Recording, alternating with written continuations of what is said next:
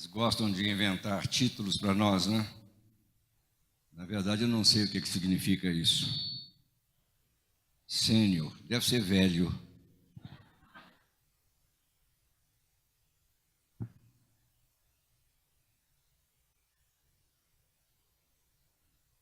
Boa noite, queridos.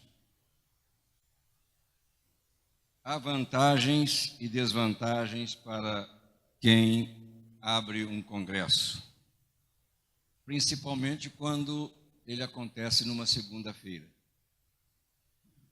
principalmente quando é voltado para o ministério pastoral, porque domingo é um dia complicado para nós.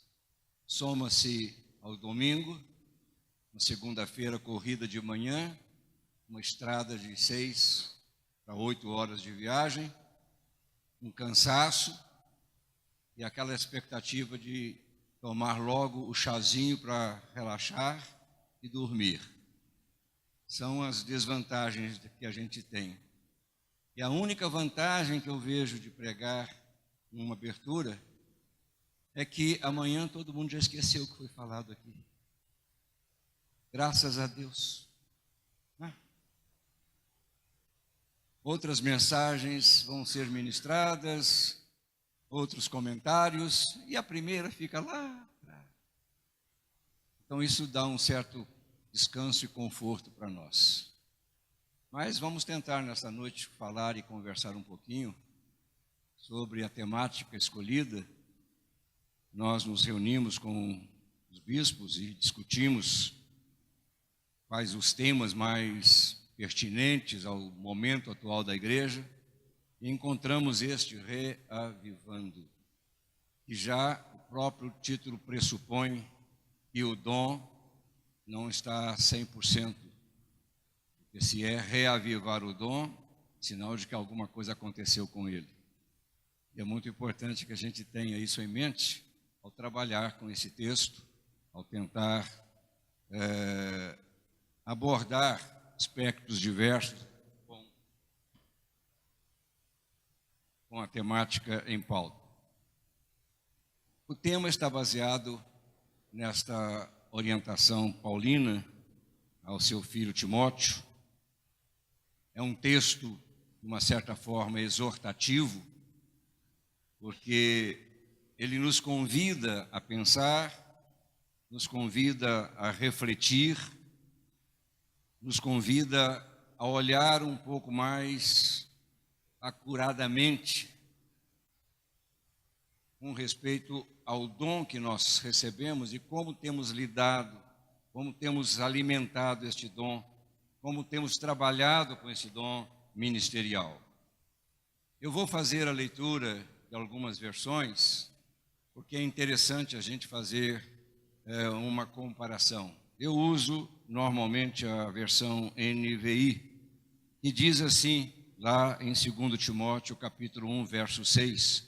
Timóteo fica no Novo Testamento, mais assim, ao final da Bíblia. Diz assim: por essa razão, torno a lembrar-lhe que mantenha, diz Paulo, mantenha viva a chama do dom de Deus que está em você, mediante a imposição de minhas mãos. Almeida Revista e Atualizada diz, por esta razão. Obviamente o contexto explica a razão que Paulo está expondo este pensamento. Pois te admoesto que reavives. Alguma coisa aconteceu.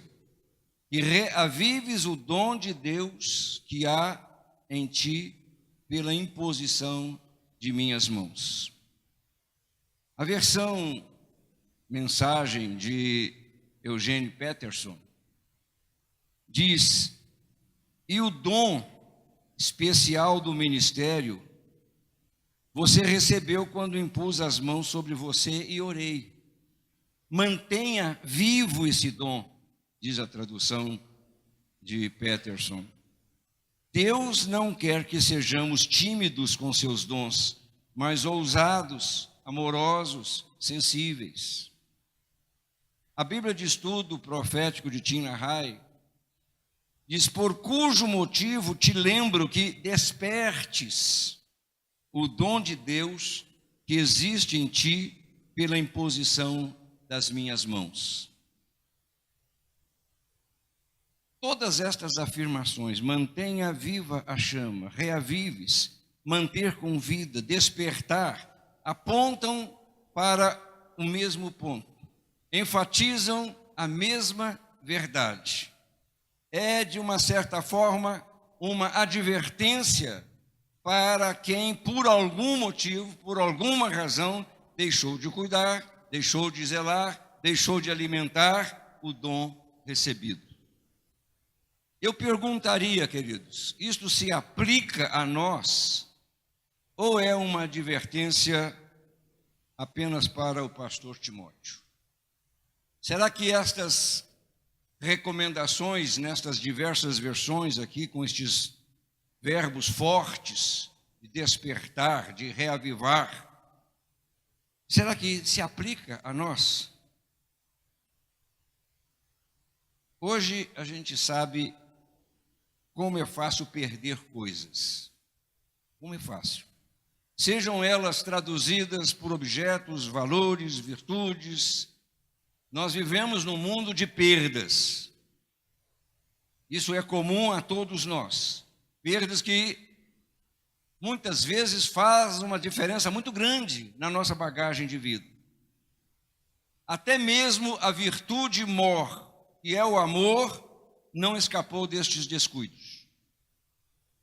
O amor, diz o Senhor, com o passar do tempo, iria se esfriar de quase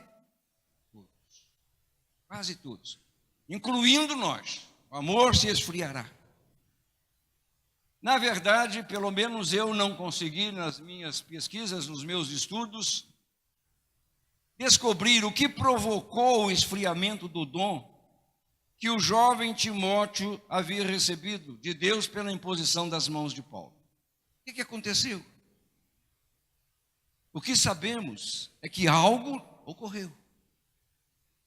Algo invadiu o ministério deste pastor que provocou, de uma certa forma, uma preocupação em seu mentor espiritual. Evidência, deixa minha Bíblia, não vou usar. Desta perda, ela ainda tem, de uma certa forma, influenciado a nós como influenciou o apóstolo Paulo.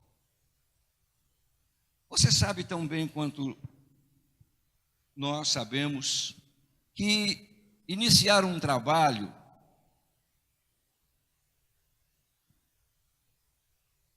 tem algumas características. Todo início enfrenta dificuldades, lutas, problemas, desafios, mas a gente sempre conta, ao iniciar um trabalho, com entusiasmo, com aquela vontade de realizar algo, com aquela paixão que não se dobra diante das adversidades. Quando nós começamos São Paulo, dentro do nosso tempo de São Paulo, porque a igreja já existia, queimava no coração um desejo tão grande de fazer a obra. As dificuldades eram tremendas, muito grandes. A igreja não estava vivendo um tempo bom, mas, no entanto, a paixão fez com que tivéssemos muitos dos desafios, muitos dos problemas que surgiam no dia a dia. Não havia, pelo menos na nossa experiência, desânimo. As coisas iam, de uma certa forma, acontecendo.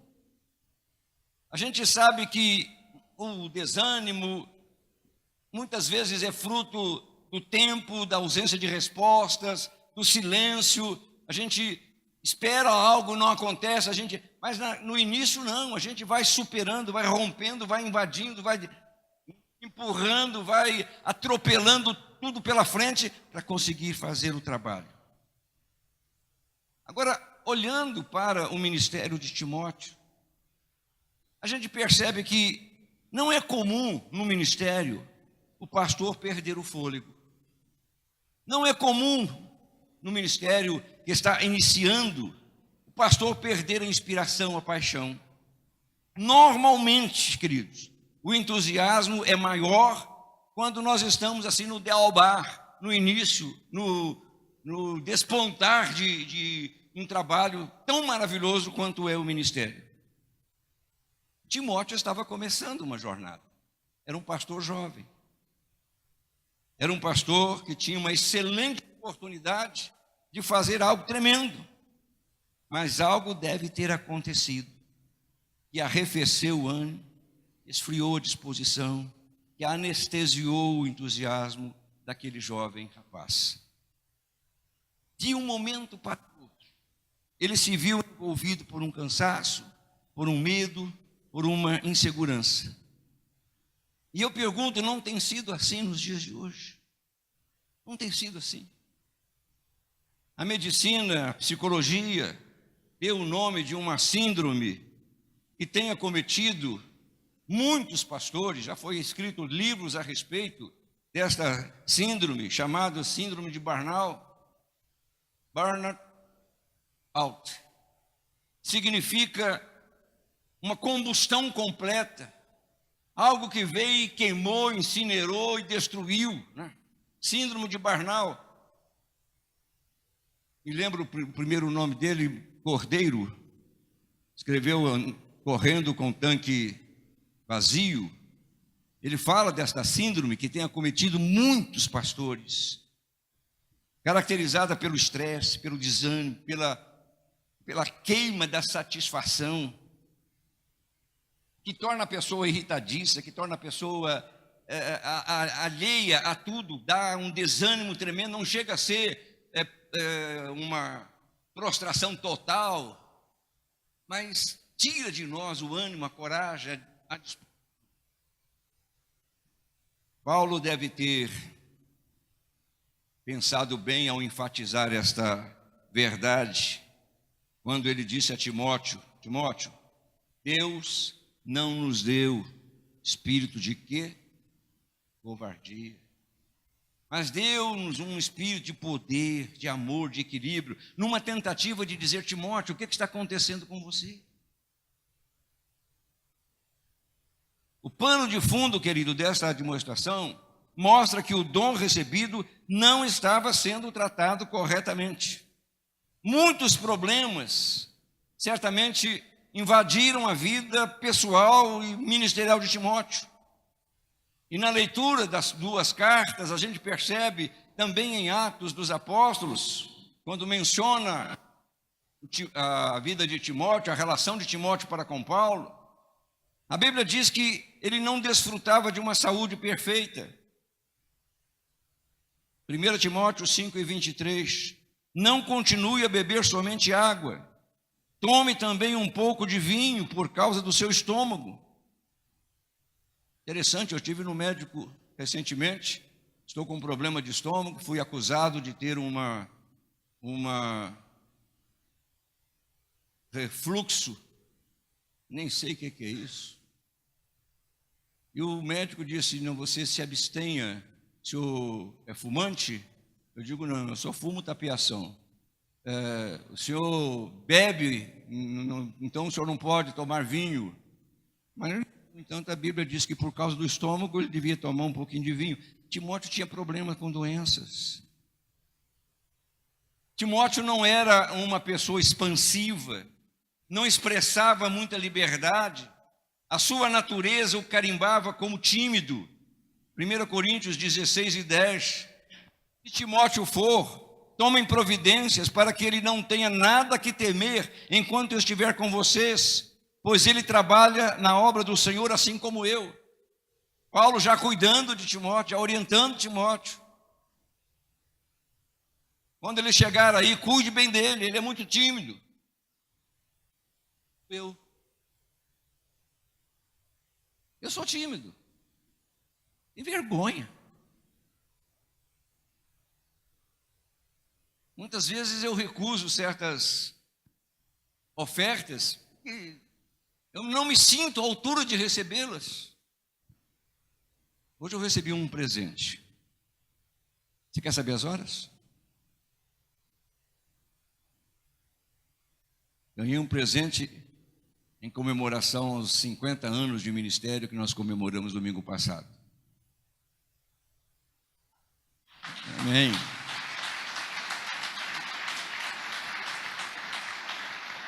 "50 anos de aprendizado. 50 anos aprendendo." Timóteo era tímido. Era jovem. Por mais que seja a juventude algo extraordinário, ela não colaborou para a estabilidade emocional no ministério de Timóteo. 1 Timóteo 4:12, ninguém despreze pelo fato de você ser jovem.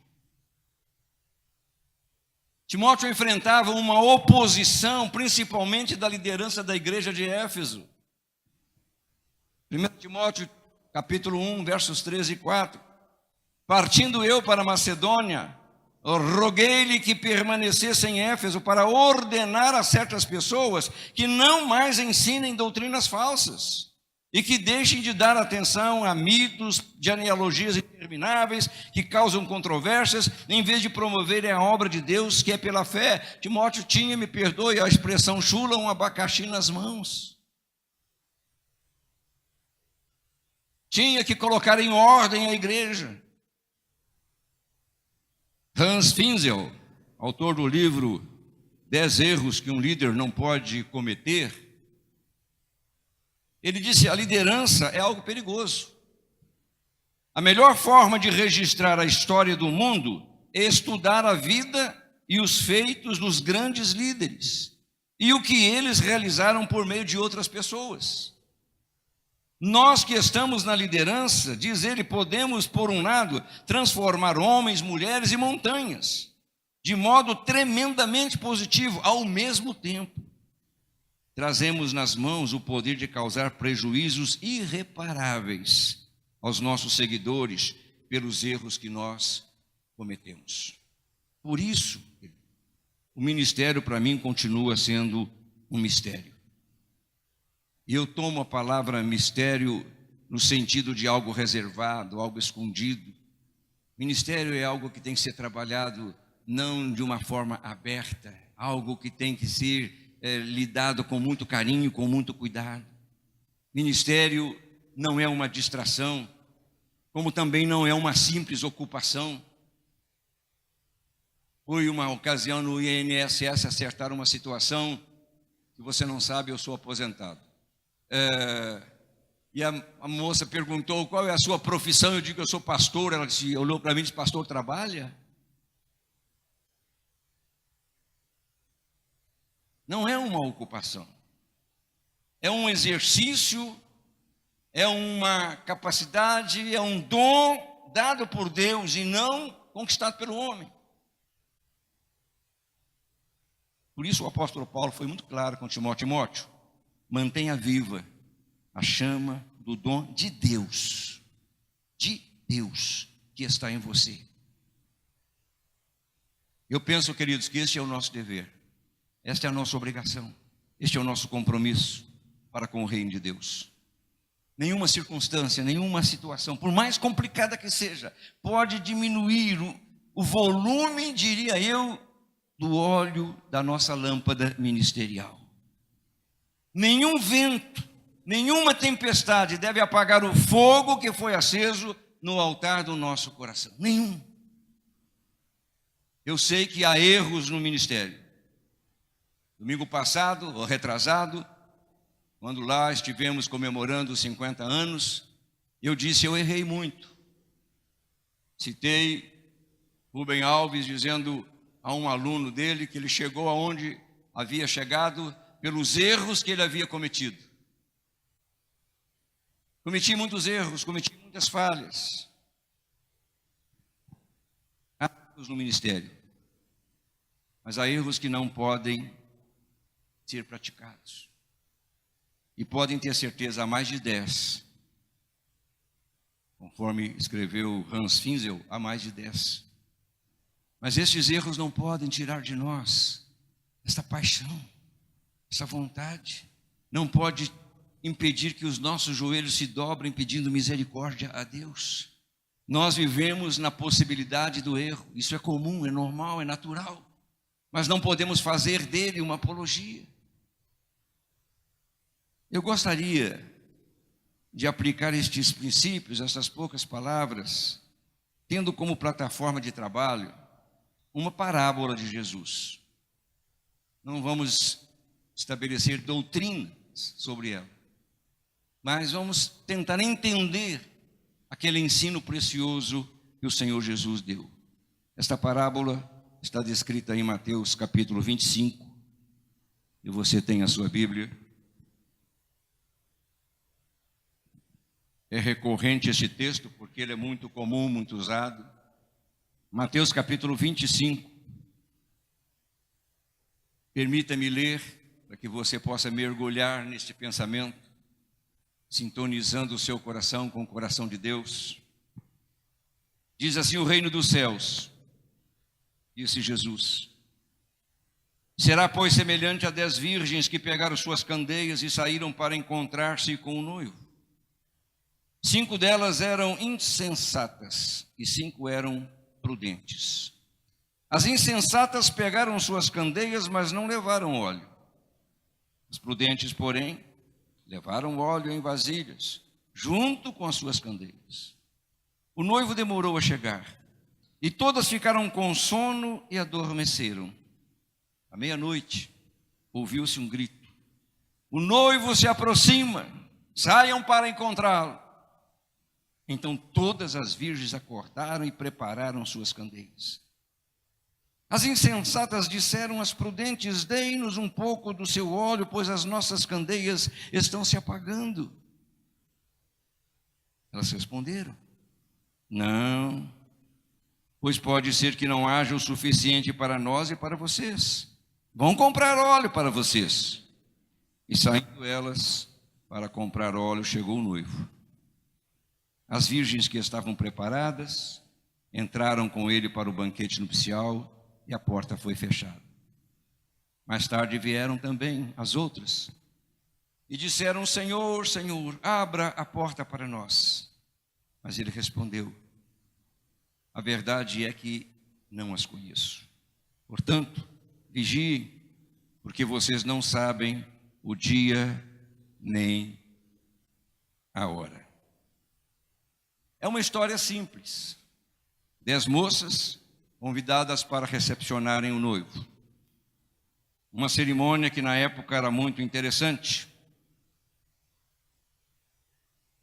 Havia 2 fases distintas nessa celebração. O noivo, primeiramente, ia à casa da noiva para buscá-la, para cumprir certas cerimônias religiosas. Depois, ele a levava para a sua casa para iniciar as festividades. E na casa do noivo ficaram os convidados, as pessoas, inclusive as 10 virgens.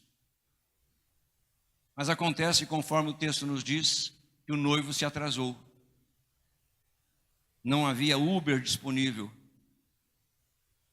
Os camelos não conseguiram atravessar o deserto. E o noivo não conseguiu chegar na hora. Com a demora, as jovens, cansadas, adormeceram.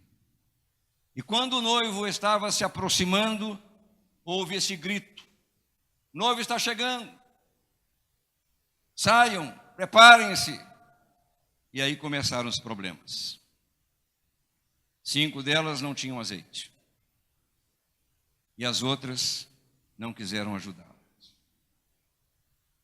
Aproveitando esse quadro e examinando à luz do ministério, a gente percebe muitas verdades aqui, queridos. É evidente que o nosso trabalho ministerial tem como razão maior, a gente sabe disso, preparar o povo para quê? Para a vinda do Senhor Jesus. Essa é a nossa missão. Preparar o povo para a vinda do Senhor. Estabelecer o reino dele no coração das pessoas, para que quando ele chegar, a igreja possa ser levada, ataviada, uma igreja gloriosa. Esse é o nosso projeto. Não há outro motivo maior. Estamos nos preparando para uma grande festa, que em algum tempo, com certeza, vai acontecer. Mas o grande desafio é saber se durante esta espera do noivo nós vamos conseguir manter a nossa candeia acesa. Porque há muitos fatores que esvaziam, querido, nosso ânimo. Eu tentei fazer um retrospecto pessoal destes 50 anos, que são muitos anos. Eu tive momentos que me deu vontade de desistir, de voltar às minhas atividades seculares. Já contei algumas vezes que conservei o meu material de trabalho. Eu trabalhava em análises clínicas, num espaço lá na igreja de Bom Sucesso. Muitas vezes abria aquela porta, ficava olhando para aquele material e me perguntando, não está na hora de voltar? Uma certa ocasião tivemos que suspender a reunião dominical de manhã, porque não tinha gente. Você pode imaginar uma igreja sem... E olha que eu era um bom pastor.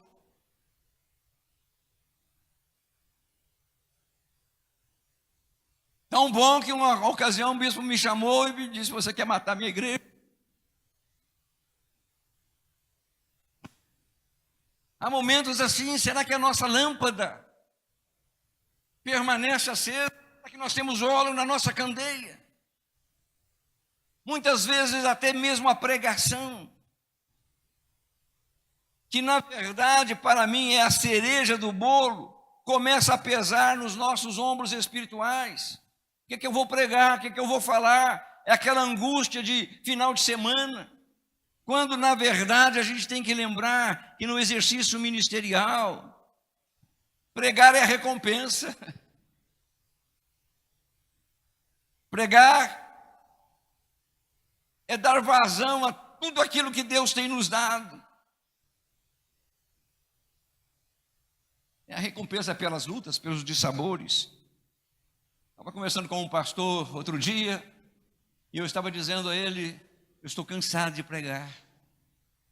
Estou cansado. 82 anos, 50 anos, estou cansado. Ele disse: eu me realizo no púlpito. Eu digo: eu também me realizo. Eu gosto de pregar, mesmo não sabendo, mas eu gosto. Eu não sei como a igreja conseguiu sobreviver durante uma fase do meu ministério. Eu tenho ainda colecionado lá em casa, no escritório, todos os meus cadernos de esboços, todos eles, desde que comecei. Quando eu abro um daqueles cadernos, eu fico me perguntando: meu Deus, perdão, Senhor. Não é possível que eu tenha escrito isso aqui, que eu tenha dito isso, que eu tenha pregado isso, Senhor. Porque quando eu estou naquela fase de aridez que acontece, você não tem assunto, parece que dá um branco. Você abre livro, eu abro até o meu livro de 52 esboços para ver se encontro nele alguma coisa, não encontro.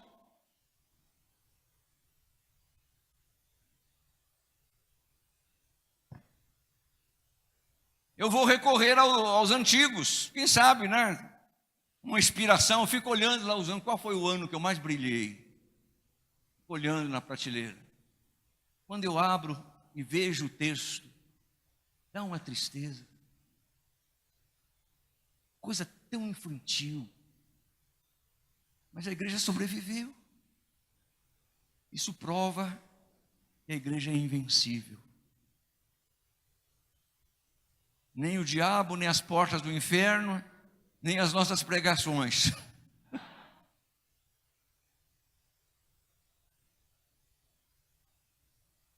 Conseguem destruí-la.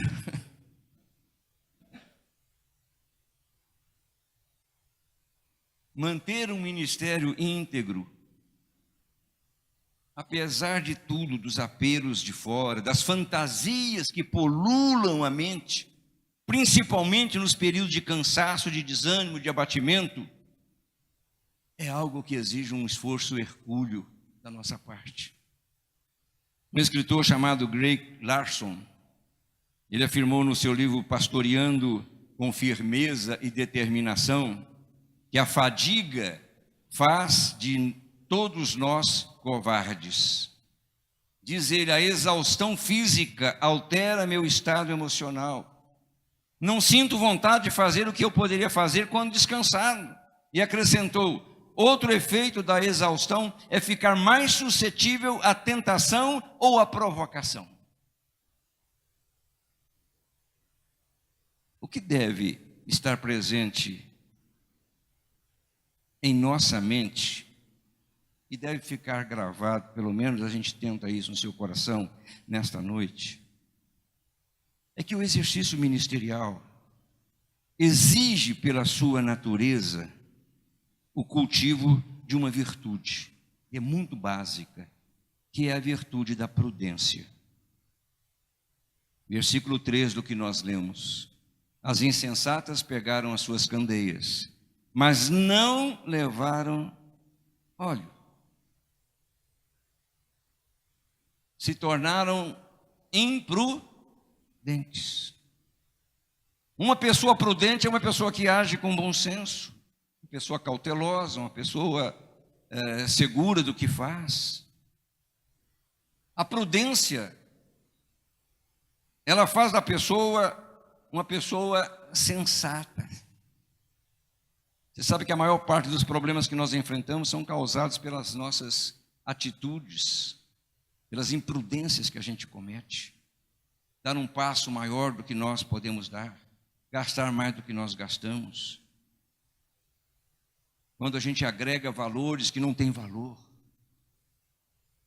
Quando a gente deixa as fantasias, porque lembre-se de uma coisa, quando você está cansado, a sua mente começa a fantasiar coisas, você começa a imaginar coisas, e muitas vezes essas fantasias, elas são danosas, elas tiram de nós o nosso projeto, elas esfriam o nosso ânimo. O ministério hoje, ouça isso, está sofrendo de um mal, entre muitos outros, que a filosofia define como normose. Um mal que contamina a mente. Não é uma doença física. Normose não é um mal físico. Contamina a mente, contamina o coração da pessoa. E ela age da seguinte maneira. Alguns exemplos para que você entenda. O viciado consome droga e justifica que esse consumo é normal, é natural. A pessoa mente, mas interpreta a mentira como algo necessário em certos momentos. Tudo passa a ser normal. A pessoa comete adultério e justifica como fraqueza inerente à natureza humana. Isso é normose. As jovens imprudentes, as jovens insensatas, as jovens loucas saíram de casa e não se preocuparam em levar o essencial. Como é possível exercer um ministério com o coração seco, queridos? Como é possível ministrar às pessoas carentes e necessitadas quando nós somos os mais carentes e os mais necessitados? Elas acharam normal ir a uma festa sem se preparar. E daí? Não há problema. Não há problema sim. É preciso se perguntar com honestidade. É normal exercer o ministério sem ter uma candeia acesa? Sim ou não? Você conhece essa expressão? Sim ou não? Com aquele dedinho assim, ó. É normal ter um coração frio? O que Deus espera de nós? Timóteo, avives, desperte, mantenha viva esta chama. Não, isso não pode ser normal. Isso não é normose. Isso é algo patológico. Nós não podemos aceitar isso. Que Deus nos restaure. Que a gente tire esse ré aqui, a partir de hoje. Que a gente viva um avivamento constante, contínuo, diário. Não tem que reavivar. Eu tenho que manter o que Deus me deu. Conserva o que tens para que ninguém tome a sua coroa. Conserve. Não está mandando reavivar, está mandando conservar. Outra coisa importante é que o ministério precisa superar o que eu estou tentando dizer aqui com várias palavras, o cansaço proveniente da espera. O noivo demorou. O noivo demorou a chegar e todas ficaram com sono e adormeceram.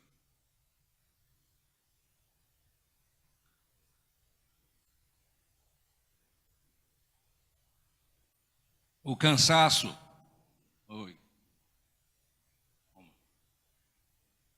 O cansaço produzido pela demora privou aquelas 5 moças de uma experiência inigualável. Eu sei que esperar é um processo doloroso. Muitas vezes nós não conseguimos manter a paz interior quando algo demora a acontecer. Eu tenho uma fraqueza na minha natureza, na minha personalidade. Eu não gosto de esperar. Não marque um encontro comigo e chegue atrasado, porque eu não gosto. Como eu não gosto de chegar atrasado.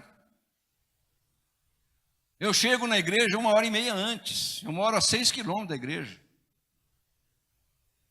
1h30 eu estou lá. Eu não gosto de chegar atrasado. Se eu vou ao médico, eu sou o primeiro. Se eu vou entrar no avião, eu sou o primeiro. O uso do direito, última vez que eu vim ao Rio, mudaram o portão como é normal, né? Eu estava em cima, mandaram descer para o porão lá, eu fui lá num outro portão. Quando eu cheguei lá, já tinha uma fila. Eu digo, e agora? Eu sou o primeiro, como é que eu vou fazer? Aí fui encostando assim, a moça que veio, prioridades aqui não sei o quê. Tem mais alguém aqui com 80 anos? Eu digo, eu. Ela olhou para mim assim, verdade? Eu digo, velho, não, 81. Vou fazer 82 agora. Eu não gosto de esperar. Mas o noivo atrasou. É um processo doloroso. Hoje nós vivemos numa situação que até mesmo para mandar uma foto, para mandar um WhatsApp, para mandar uma novidade pela rede social, nós exigimos uma rapidez. Estamos sempre mudando de aparelhos, porque não, o meu já tem quantos gigas? Não sei o que mais. Por quê? Porque uma demora. Estava em casa essa semana com o filho, ele disse, posso abrir o computador para ver umas compras? O miserento do computador não abria. É uma tela desse tamanho. Mas deve ter uma memória desse tamanhozinho, assim, igual a minha. E ele fica irritado também, porque o bicho não anda. Nós vivemos hoje num imediatismo muito grande. E isso, no contexto de ministério, é errado, é difícil. Nós precisamos mudar a nossa cultura, queridos. Pois se não cuidarmos de nós mesmos, como é que a gente vai cuidar das pessoas que precisam de nós? Não seja chantageado pela cultura do imediatismo. Esperar não é uma prática comum, não é uma prática apreciável, não é uma prática que todo mundo aplaude, mas faz parte. A gente olha para os exemplos bíblicos, a fome de Esaú, que poderia esperar um pouquinho mais, fez com que ele perdesse um direito. E esta fome que hoje tem nomes diferentes, que não é fome literal, tem derrubado muitos ministérios, tem esfriado a vocação, tem enevoado a mente de muitos líderes, impedindo-os de verem os perigos que estão à frente. Ministério é um trabalho de paciência. Nem tudo o que desejamos acontece no tempo que desejamos. Eu ainda estou esperando algo de Deus. Eu ainda, depois de 50 anos no pastorado, eu ainda estou esperando algo de Deus. Uma resposta que Deus ainda não me deu. E não é por falta de insistência. Nós não podemos permitir que nenhuma distração, que nenhuma impossibilidade esvazie o nosso tanque. As jovens se deixaram dominar pelo sono. Sim, cansaço é a primeira coisa que faz. E a gente vê quantos ministérios aí perdendo oportunidades maravilhosas. Dormir é a coisa mais abençoada que Deus inventou. Mas dormir fora do tempo, fora da hora. Paulo diz assim: despertem vocês que estão dormindo, despertem. Porque o sono, essa ausência, muitas vezes nos tira do problema, mas não resolve o problema, não resolve os nossos dramas, não resolve as nossas crises, não tira de nós os conflitos que existem dentro do peito. Eu espero que nós não percamos a festa que Deus tem preparado para nós. Por outro lado, um outro valor que me chama a atenção nesta leitura, bem simples, é que o ministério precisa estar preparado para responder a todos os desafios, sejam eles grandes, sejam eles pequenos. Então as virgens acordaram e prepararam suas candeias. Isso mostra que não basta esperar, é preciso esperar estando em condições de participar da festa. E a única condição é ter o coração cheio da graça, da unção, da presença de Deus. Que Deus tenha misericórdia de nós nesse sentido. Preparar. Esther não enfrentou um rei porque era rainha. Você conhece a história. Ela jejuou, ela orou, ela se mobilizou, ela ficou 3 dias lá em reclusão, enfim. O ministério exige isso de nós. Exige isso de nós. É ruim quando nós nos sentimos vazios, quando nós nos sentimos incapazes, quando nós nos sentimos fora do contexto. É ruim. Reavivar, reacender o dom é mais do que um bom conselho, é uma ordem. É uma ordem. O ministério tem muitas facetas. Estou tentando, dentro do texto aqui, apontar algumas para que você guarde. O ministério é um tesouro que Deus nos deu, por isso se chama dom. É um tesouro. As insensatas, veja que coisa interessante, disseram às prudentes: dei-nos um pouco do seu óleo, pois as nossas candeias estão se apagando. Dei-nos um pouco do seu óleo. É lógico que não há como manter um fogo aceso sem haver combustível. Quando aconteceu os desastres lá na Europa, principalmente em Portugal, com esses incêndios que destruíram florestas, o fogo, disseram, só se propagou porque ele encontrou elementos que o abasteciam. Quando os bombeiros começaram a jogar água, umedecendo o solo, o fogo parou, não se propagou. O que está umedecendo o nosso ministério? O que está fazendo com que nós percamos aquele primeiro amor? Estava dizendo domingo na igreja, e muitas vezes não são os problemas, não são as dificuldades, não são as crises que nos afastam, que nos tiram da comunhão com Deus, muitas vezes é até o sucesso, coisas boas. Éfeso era uma igreja maravilhosa, conheço as suas obras, conheço a sua perseverança, e no entanto você esfriou. Uma igreja portentosa, mas no entanto vocês esfriaram. Nós não podemos nos descuidar neste aspecto, querido. Nós temos que cuidar para que a luz de Cristo não seja ela ofuscada por nada na nossa vida. Nós temos que lutar para que este azeite sempre esteja presente. Não falte azeite sobre a sua vida. O pastor Miles Monroe, ele disse: nunca deixe o seu dom levar para onde seu caráter não puder acompanhá-lo. Em outras palavras, precisamos de manter uma integridade. Integridade e caráter são protetores da liderança. São preservadores dessa visão. E se há um setor que precisa ser vigiado, você pode ter certeza, é o nosso.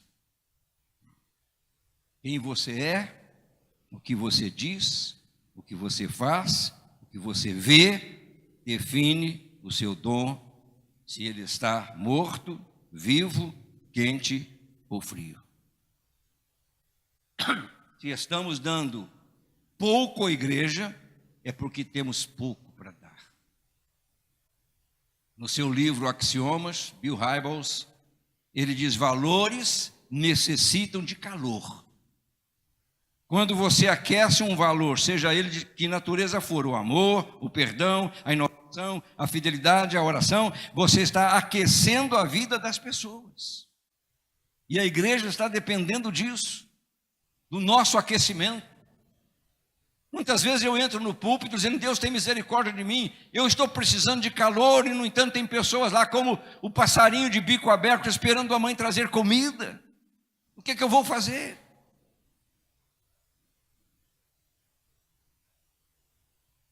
Nós temos que pedir graças a Deus, para que Ele que nos deu o dom, nos ajude a manter esse dom vivo, funcionando.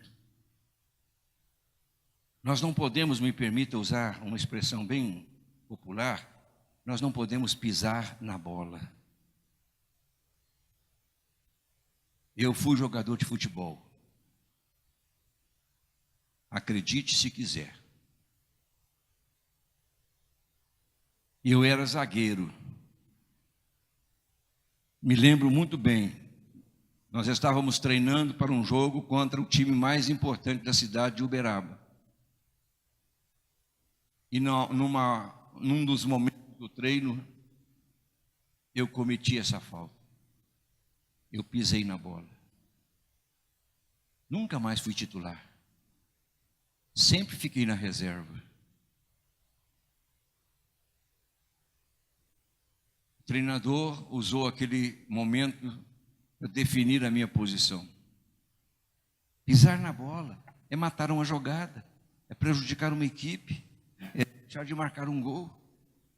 Pastor não pode pisar na bola.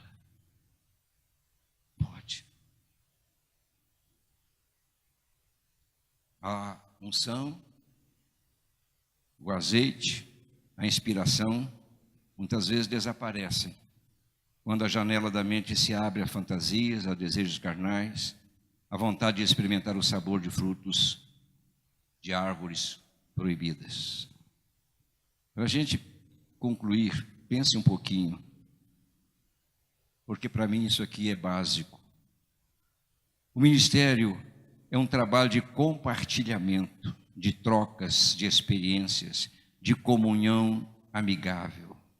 Esta parábola interessante sinaliza algo contrário ao espírito de participação, de socorro, de ajuda. Elas responderam: não, pois pode ser que não haja o suficiente para nós e para vocês. Vão comprar óleo para vocês. Se nós fôssemos usar uma linguagem bem popular para estas 5 virgens, nessas nós diríamos: minha filha, cada um com seus problemas. Se virem no 30. Mas no ministério não pode ser assim. Nós precisamos cultivar uma relação amistosa, capaz de sustentar o nosso colega que está com o tanque vazio. E se nós estamos num congresso como este, não é para cobrar, é para encher o seu tanque, é fazer transbordar de óleo a sua vida, é aquecer o seu coração, é dizer a você: não desista, não pare, não abra mão. Você recebeu o que Deus tem de mais precioso. Nós precisamos cultivar, queridos, uma relação amistosa, capaz de sustentar o nosso colega quando ele estiver passando por momentos difíceis, como nós muitas vezes passamos. Eu dou graças a Deus, porque não faltou braços para me ajudar nestes 50 anos. Não faltaram a Arão e Urs para sustentar os meus braços nos momentos mais críticos de batalhas cruentas. Eu tive ajuda, eu tive socorro, eu tive apoio, eu tive amor, eu tive compaixão. E é por essa razão que eu estou aqui de pé. Eu já comentei algumas vezes um pensamento de Philip Yancey, que disse que há duas coisas que a gente não pode fazer sozinho. Ele disse: não se pode casar e ser um cristão. Você não pode casar sozinho, você não pode ser um cristão sozinho. Eu posso parafrasear esse pensamento dizendo: nós não podemos ser um pastor sozinho. Nós não podemos. Eu tenho ministrado no curso de formação ministerial do Conselho a matéria sobre a história da igreja de Nova Vida. Não a história da igreja, mas a história da igreja de Nova Vida. O fato do bispo Roberto, no início, ter contado com homens bons, que se dedicaram inteiramente ao desafio de plantar esta árvore, que hoje está com 56 anos. Ele contou com pessoas maravilhosas, como eu.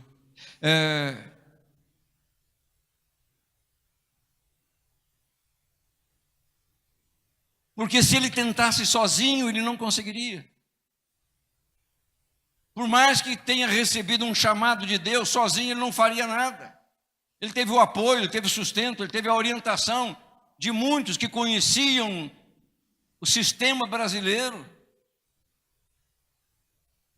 Ele tinha uma outra cultura, a nossa cultura era outra. Não sei se já comentei com vocês, mas uma vez eu tive que proibi-lo de fazer algo. Eu era o co-pastor dele. Mas ele veio de uma viagem, ganhou uma fantasia de norueguês, né? Escocês. E queria ir de saia no púlpito domingo de manhã. Só que aquela saia era usada sem nada por baixo. Eu digo: bispo, não faça isso. Foi um perrengue naquele domingo. Ele não queria aceitar. E estava todo lá de chapéu, estava tudo bonitinho, aquela meia grandona que é assim. Eu digo: não faça isso, é domingo de manhã. A nossa cultura é outra. Por essa razão, ele conseguiu plantar essa árvore. Se tentasse construir um ministério solo, teria desistido. Nós precisamos uns dos outros. A tentação de ser independente tem sido um mal no ministério. Nem Jesus se aventurou, queridos, nem Jesus se aventurou a fazer um trabalho sozinho. Convidou homens iletrados, incapazes, mas os fez capazes de realizar um trabalho que chegou até hoje nos nossos dias. Por isso o medo, a insegurança, o temor de perdermos algo não pode existir. Muitos pastores se agarram tanto ao seu trabalho com medo de perdê-lo, achando que se perder, perde tudo. Não, querido. Nós precisamos de abrir mão. O trabalho não é nosso, o trabalho é dele. Nós somos dele. O trabalho é dele. Aonde quer que estejamos, estamos trabalhando para ele. Se alguém pedir óleo, dê. Mas para dar você precisa ter. E esta é a razão maior do nosso encontro. É fazer com que você entenda que chegou o momento de você reavivar o dom que está dentro de você. Você precisa compartilhar mais, se envolver mais. Nós perdemos o sentido das palavras equipe, conjunto, time. A gente está tentando ganhar o campeonato sendo tanto o jogador como o técnico, como o juiz. Não dá. Saiba de uma coisa. É mais difícil pecar quando nós estamos ao lado de um colega. Quando você está ao lado de um colega, dificilmente você peca, a não ser que os dois sejam sem vergonha.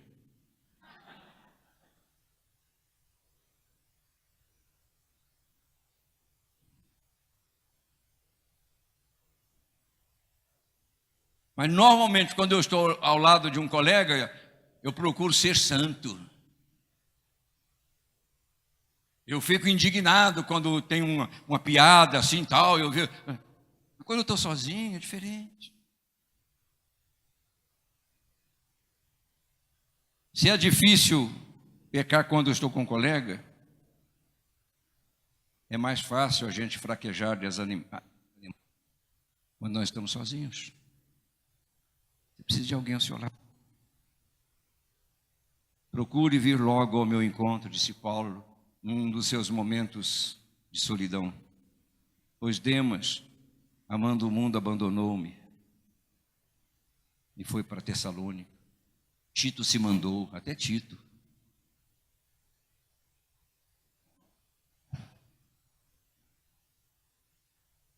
Problema.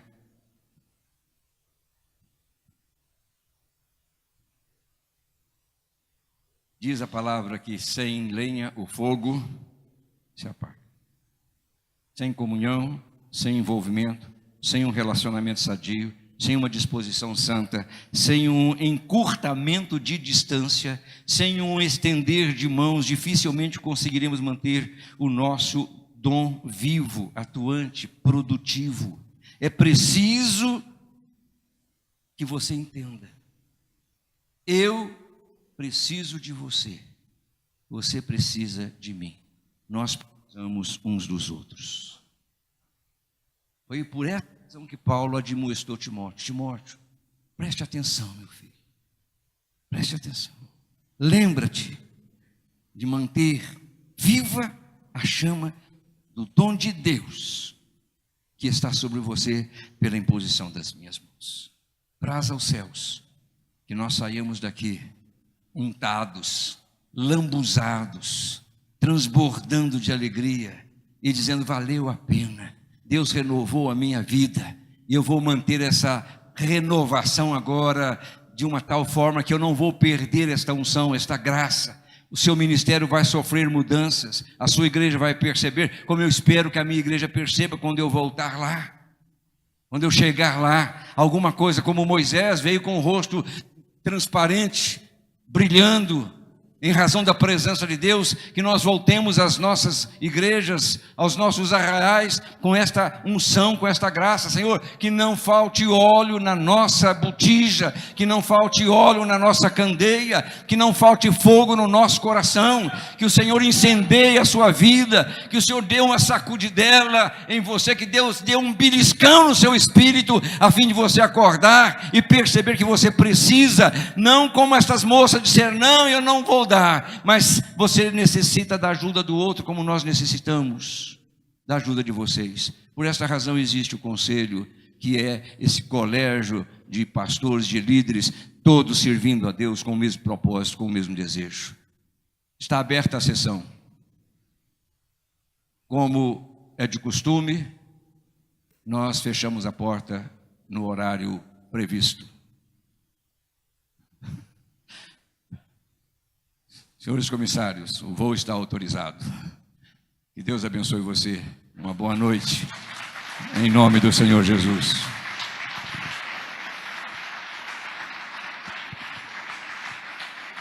Vamos ficar de pé, vamos fazer uma oração. Estou vendo essa página aqui no chão. Eu já lhes contei, mas eu me lembro quando eu vejo isso. Numa das vezes que pregava numa favela, Nova Holanda, levei várias folhas escritas num púlpito mais ou menos assim, que era um púlpito de músico. Comecei a pregar ao ar livre, cheio de entusiasmo, jovem ainda como Timóteo. Bateu um vento, as minhas folhas foram voando. Eu saí correndo e o pastor dizendo: prega, prega. Eu disse: mas como que eu vou pregar? Consegui reunir as folhas, comecei a pregar pela folha número 10. Ninguém entendeu nada, queridos, mas houve salvação naquele dia.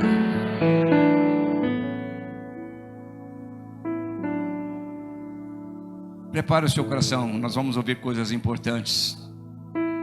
Isso aqui foi apenas um início, apenas um traçar de rumo para essa temática revivando o dom de Deus que há sobre as nossas vidas. Segura a mão da pessoa que está aí, seu colega, sua colega.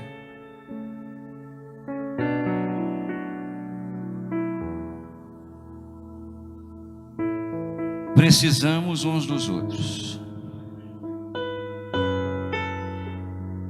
Enquanto eu tiver azeite, eu vou estar distribuindo. Enquanto eu estiver fogo, eu vou ajudar a acender fogo.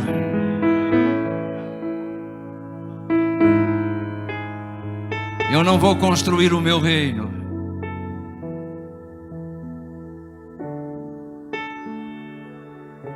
Eu quero ser prudente.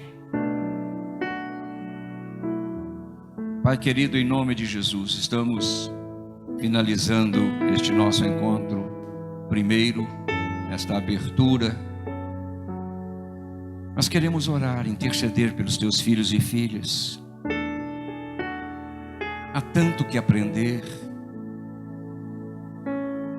Tu conheces as lágrimas que muitos têm derramado, Pai, no quarto escuro. Tu conheces o desespero que muitas vezes bate na alma e a gente não sabe como fazer. Não há quem enxugue as nossas lágrimas.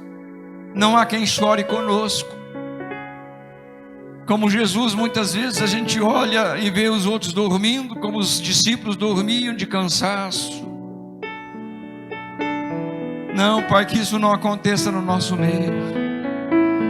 Nós somos uma pequena igreja, e por essa razão a gente pode ser mais unidos, mais participantes, mais comprometidos, mais envolvidos, Pai, neste desafio.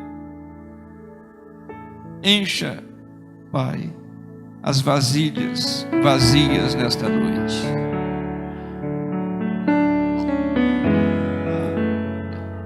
O segredo, Pai, do milagre foi vasilhas vazias, é verdade. Encha essas vasilhas. Faça transbordar o óleo, Pai. Que haja abundância de graça, de unção, de alegria, de poder, de força na vida destes teus filhos e filhas, destes teus pastores e das tuas pastoras.